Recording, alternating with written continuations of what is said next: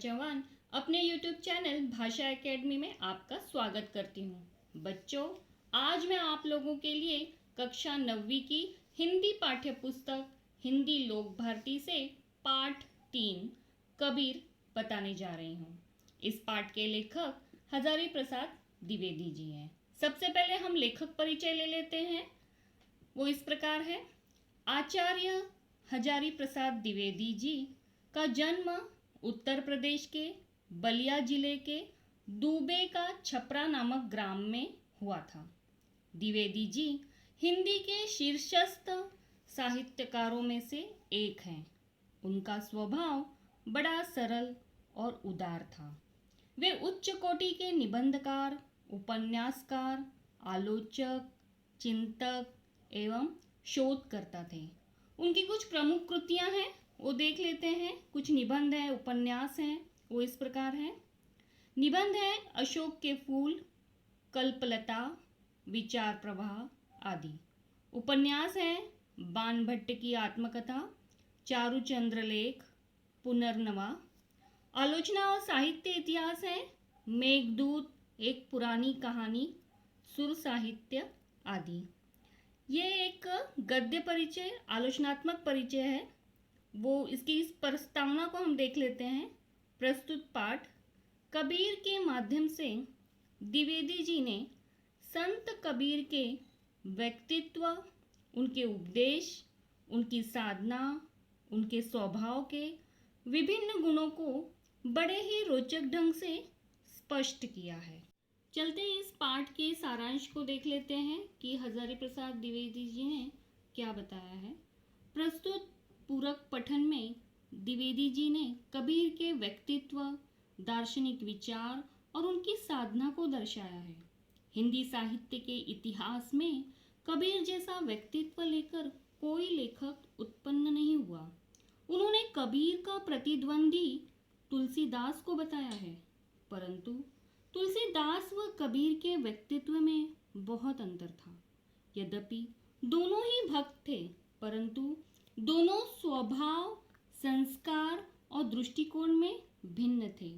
मस्ती, फक्कड़ाना स्वभाव और सब कुछ झाड़ फटका कर चल देने वाले तेज ने कबीर को हिंदी साहित्य का अद्वितीय व्यक्ति बना दिया। इस पाठ को हजारी प्रसाद द्विवेदी जी ने कबीर के कुछ दोहों के माध्यम से बताना चाहा है। उसे मैं यहाँ कुछ सारांश के रूप में बता देती हूँ। पहला दोहा इस प्रकार से है, देखते हैं। ज्ञान का गेंद कर, सूरत का दंड कर, खेल चौगान मैदान माही, जगत का भरमना छोड़ दे बालके, आए जा भेष भगवंत पाही।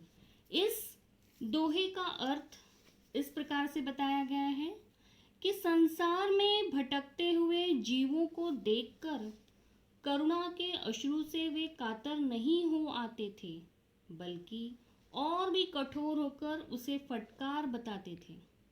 वे सर्व जगत के पाप को अपने ऊपर ले लेने की वांछा से ही विचलित नहीं हो पड़ते थे, बल्कि और भी कठोर और भी शुष्क होकर तुरंत और विरत का उपदेश देते थे।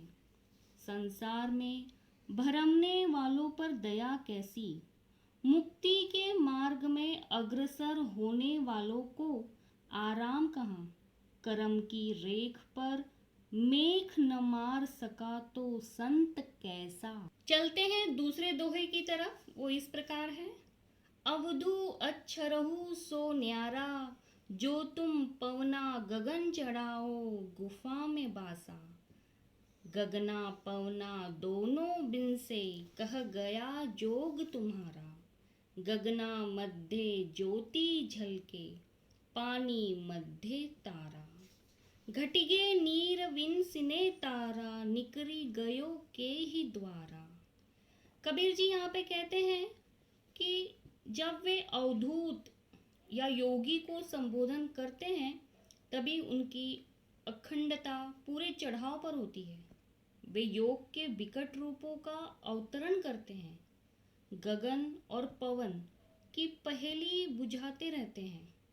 शून्य और सहज का रहस्य पूछते रहते हैं। द्वैत और अद्वैत के सत्व की चर्चा करते रहते हैं। तीसरे दोहे की ओर चलते हैं, वो इस प्रकार है। हम घर जारा आपना लिया मुराडा हाथ, हम घर जारो तासुका जो चले हमारे साथ। कबीर जी कहते हैं वे सत्य के जिज्ञासु थे और कोई मोह ममता उन्हें अपने मार्ग से विचलित नहीं करती थी। वे अपना घर जलाकर हाथ में मुराडा लेकर निकल पड़ते थे और उसी को साथी बनाने को तैयार थे जो उनके हाथों अपना भी घर जलवा सके। कबीर जी के चौथे दोहे की ओर चलते हैं, वो इस प्रकार है।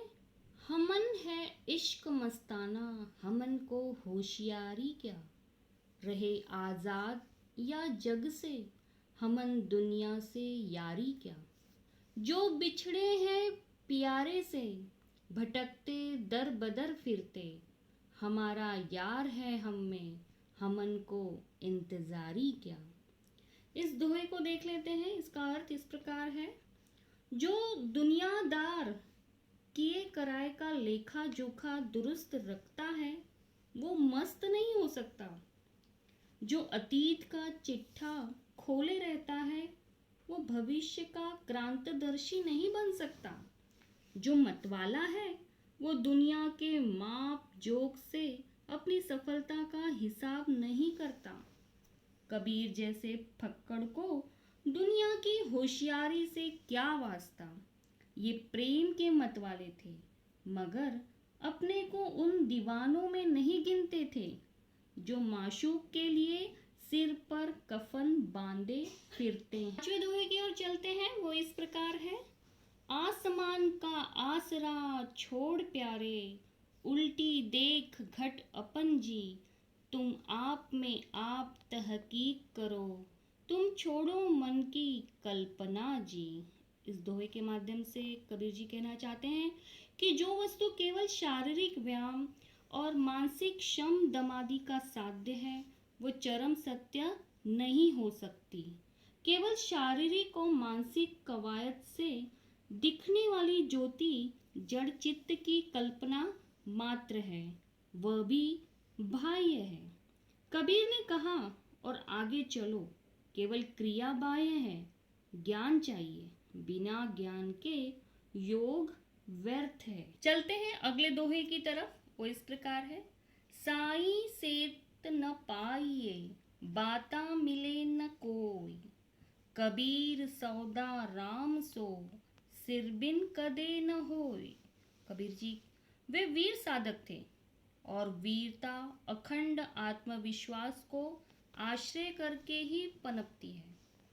कबीर जिस साईं की साधना करते थे वो मुफ्त की बातों से नहीं मिलता था। उस राम से सिर देकर ही सौदा किया जा सकता था। चलते हैं अगले दोहे की ओर, वो इस प्रकार है। प्रेम न खेतो नीप जे, प्रेम न हाट बिकाय, राजा प्रजा जिस रुचे, सिर दे सो ले जाए।